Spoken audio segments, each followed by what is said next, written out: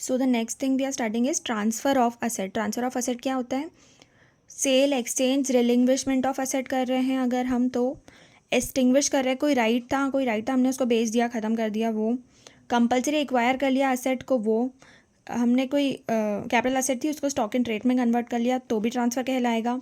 कोई मैच्योरिटी या रिडम्पशन हो गया ज़ीरो कूपन बॉन्ड्स का, वो भी ट्रांसफ़र कहलाएगा।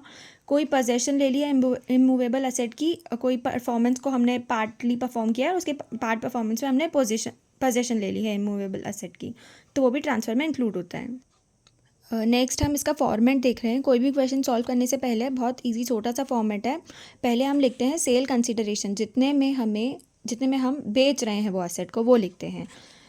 नेक्स्ट होता है कॉस्ट ऑफ ट्रांसफ़र, बेचने में जो हमको कॉस्ट लगी है उसको बोलते हैं कॉस्ट ऑफ ट्रांसफ़र, तो आता है नेट कंसिडरेशन। उसके बाद आती है कॉस्ट ऑफ एक्विजिशन, मतलब हमने वो असेट कितने में ख़रीदी थी। उसके बाद हम माइनस करते हैं कॉस्ट ऑफ इम्प्रूवमेंट, अगर हमने वो असेट को अच्छा बनाने में उस पर कुछ खर्चा किया है, सपोज एक बिल्डिंग थी उसमें हमने 2 रूम्स और कंस्ट्रक्ट किए हैं, तो वो कॉस्ट ऑफ इम्प्रूवमेंट कहलाएगी। अगर हम इसको भी डिडक्ट करते हैं तो आता है gross short term capital gain. इसके बाद कुछ एग्जाम्पशंस होती है अंडर सेक्शन 54, वो अगर हम माइनस करते हैं तो आता है short term capital gain net. Same goes with the LTCG। Long term capital gain के लिए भी सेम फॉर्मेट है। द ओनली थिंग इसमें अलग रहती है, जो शॉर्ट टर्म में नहीं रहती है, वो है जहाँ भी हम कॉस्ट ऑफ एक्विजिशन और कॉस्ट ऑफ इम्प्रूवमेंट लिखते हैं तो इसमें हम इंडेक्स्ड यूज़ करते हैं। इंडेक्स का मतलब मैं समझाती हूँ, पहले इसका फॉर्मेट देख लेते हैं। Same sales consideration minus cost of transfer, जो भी खर्चा हुआ नेट कंसिडरेशन आ जाएगा। उसके बाद हम index cost of acquisition minus करेंगे, उसके बाद हम index cost of improvement minus करेंगे, तो gross long term capital gain आ जाएगा। उसके बाद हम एग्जाम्पशंस माइनस करेंगे तो net long term capital gain आ जाएगा। अब हम समझ लेते हैं इंडेक्स्ड कॉस्ट ऑफ एक्विजिशन या इंडेक्स्ड कॉस्ट ऑफ इम्प्रूवमेंट क्या होता है।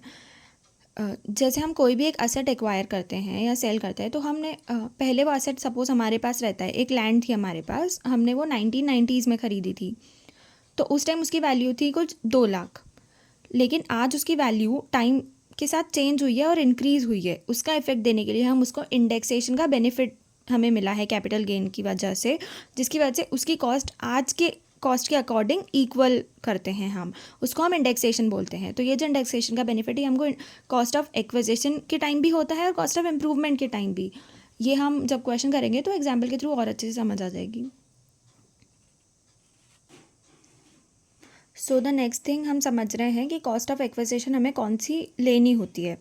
अगर हम अदर देन शेयर्स की बात करें या ऑर्डिनरी शेयर्स की बात करें तो वो अगर शेयर हमने 1 अप्रैल 2001 के पहले एक्वायर किया है तो जो असेसी है उसके पास ऑप्शन रहता है कि वो कॉस्ट को हम फेयर मार्केट वैल्यू ले या उसकी ओरिजिनल कॉस्ट है वो ले, जो भी उसको फेवरेबल लगे वो ले सकता है।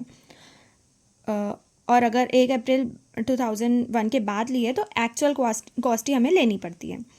सेकंड, शेयर्स के केस में रहता है बोनस और राइट रहते हैं, तो बोनस का तो सेम है, अगर 1 अप्रैल 2001 के पहले लिए तो फेयर मार्केट वैल्यू लेना पड़ता है और अगर बाद में लिए तो नील हो जाएगी कॉस्ट।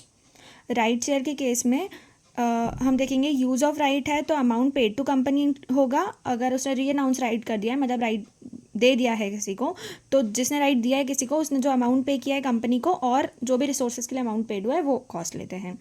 कॉस्ट ऑफ इंडेक्सेशन होती है नेक्स्ट थिंग, जो है कि अगर इसमें भी हमने अगर 1 अप्रैल 2001 के पहले इंडेक्सेशन कराया है तो हमें cost of improvement nil consider होती है और अगर 1 अप्रैल बाद 2001 के बाद कराए तो एक्चुअल जो कॉस्ट लगी है वो इंक्लूड होती है।